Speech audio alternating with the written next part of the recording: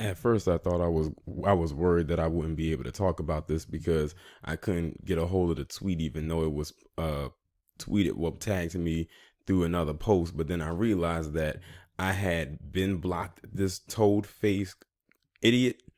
But don't worry, after I'm done making this video, I'm gonna go right back to blocking his ass.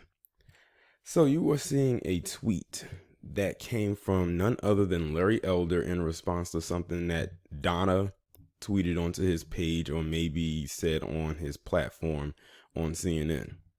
It reads, "Dear Don Lemon, each year there are about 400,000 black, white, interracial violent crimes, murder, attempted murder, rape, manslaughter, and assault with a weapon. 85% are black, perps slash white victim. Who should quote unquote fear whom? But hey, let's talk about the rise of white supremacists." Now, I just did a video talking about that leak that involved the FBI and BIE, which is Black Identity Extremists, quote unquote, because like I said, that thing is not even real. And this rhetoric that Larry Elder puts out there to his base, which is majority white. I don't know many black people that pay attention and listen to Larry Elder. I know I don't, which is why I blocked him. And like I said, I will be blocking him when I am done recording this video. But I just needed to unblock him just to pull up this tweet. He puts out the same type of rhetoric that lamestream media puts out there, and that's why they keep bringing him on, asking him his opinion. Notice I said his opinion because he doesn't bring any facts. And speaking of not bringing any facts, he didn't bring not one factual statement within his tweet to Don Lemon, because he didn't put up one stat. He just put out something extremely inflammatory, and it goes along with the whole BIE thing that says that we are this extremely violent group of people, when that is far from the case. I asked you this, Larry Elder. Toadface, did you not see the amount of mass shootings that happened within the last month? And the fact that two of them happened within the same day, where there were many casualties involved. And both of them were extremely racist. Did you not see the people who were doing copycats or attempting to do the same exact thing in other locations? One of those locations happened to be overseas in Norway, where he shot up a mosque and said his inspiration was one of his inspirations was from the shooter in El Paso.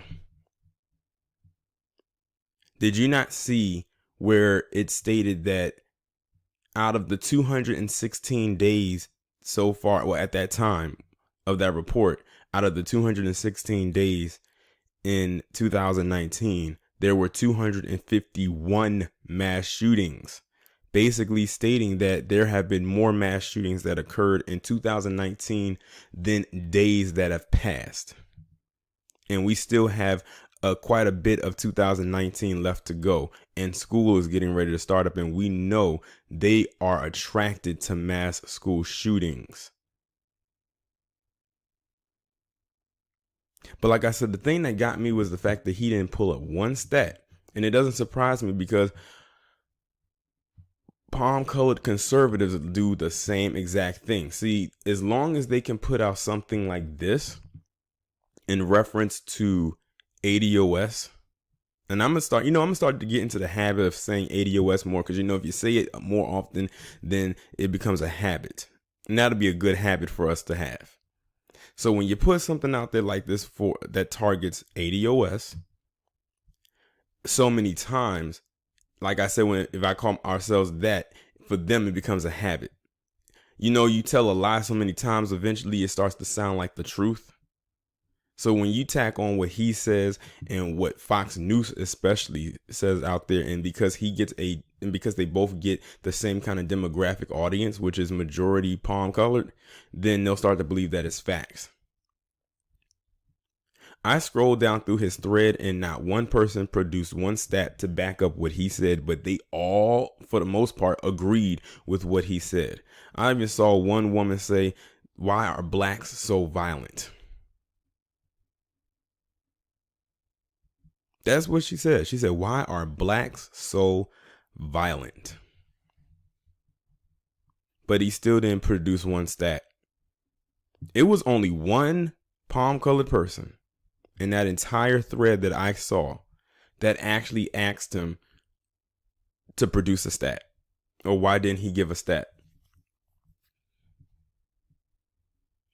And I think someone replied to him and tried to say, why does he need to have a stat? What he's saying is true.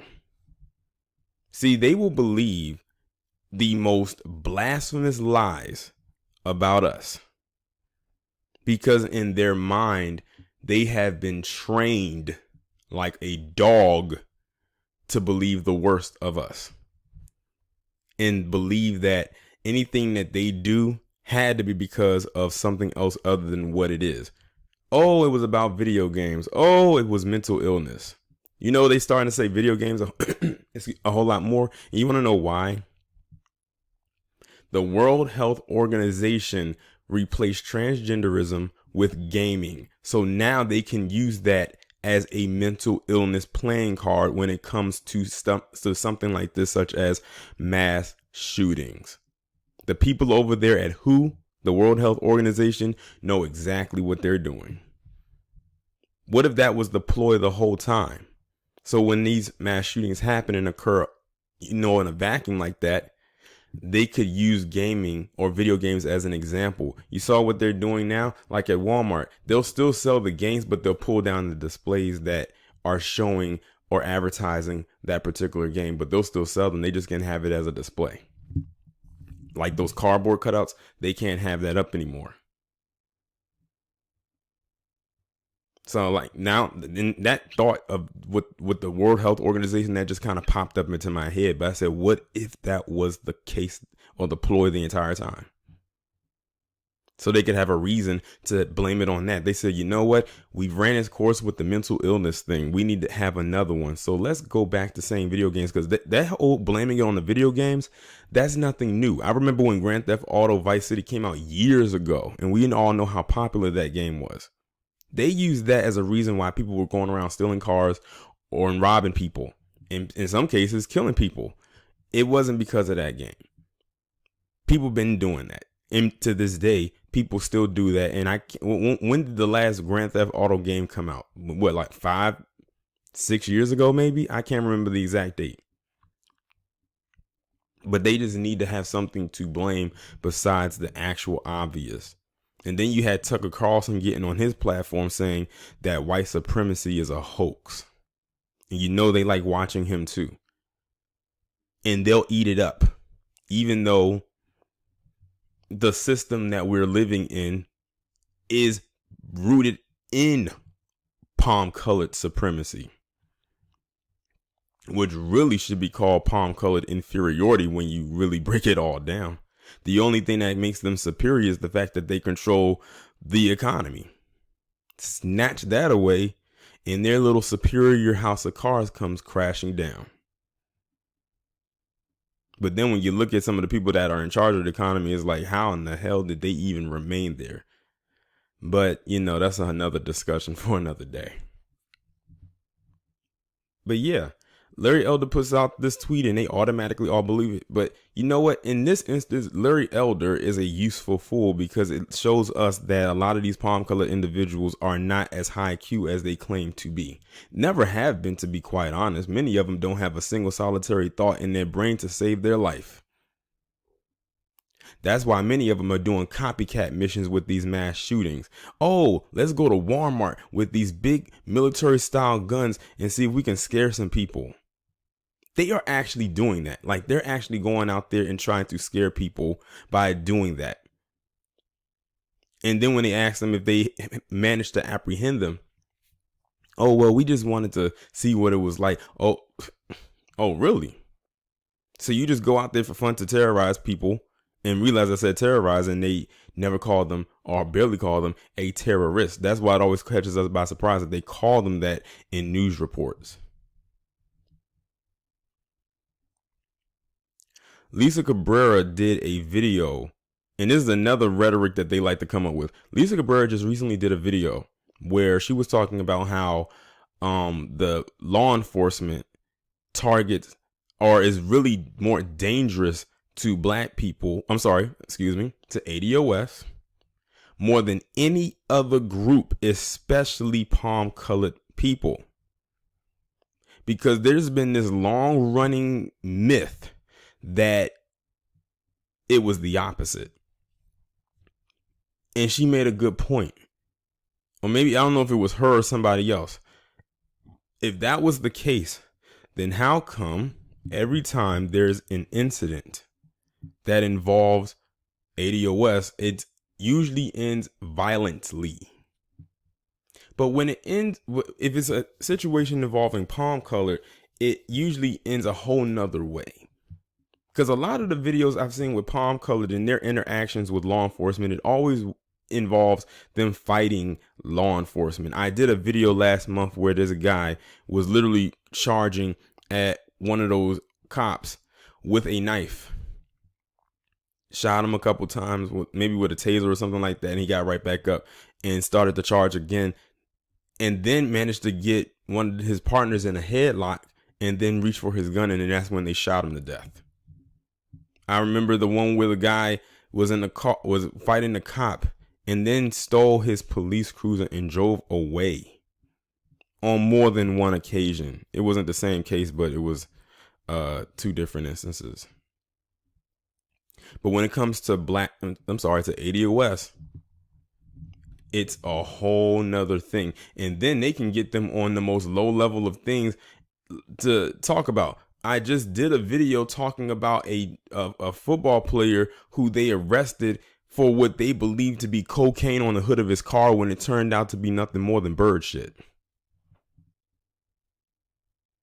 That one right there still makes me shake my head and like chuckle a little bit, not because the situation is funny, but because of how idiotic they are. And usually a lot of times if a palm colored cop gets into it with a another white person and something happens to that person, they'll be dealt with accordingly. But when it happens with us, paid administrative leave, or if anything happens to them at all, no charges brought up upon them. Look at what happened with Daniel Pantaleo.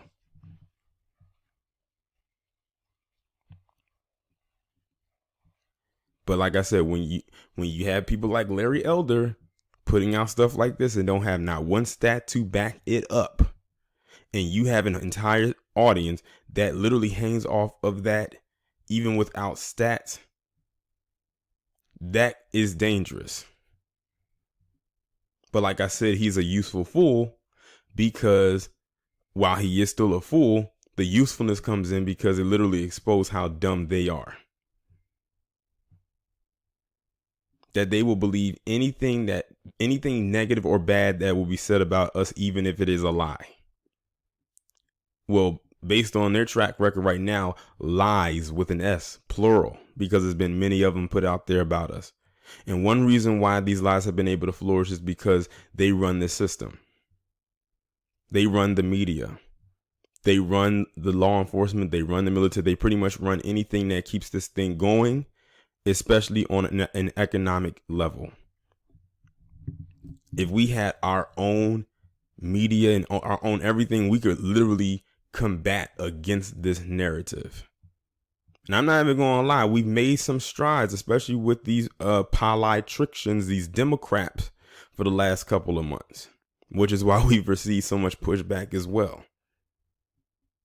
You see that they on CNN trying to get this all black panel lined up. And when I saw the lineup, I said, I know exactly what they're trying to do. They will not get my viewership. And someone has said I was reading a comment in Lisa Cabrera's comment section. They said that they should have me and her on there. I said, I think I speak for us both when I say we humbly and sincerely decline, because they will cut the mic on both of us and we would not be invited back. That would be a grand opening with an even faster grand closing.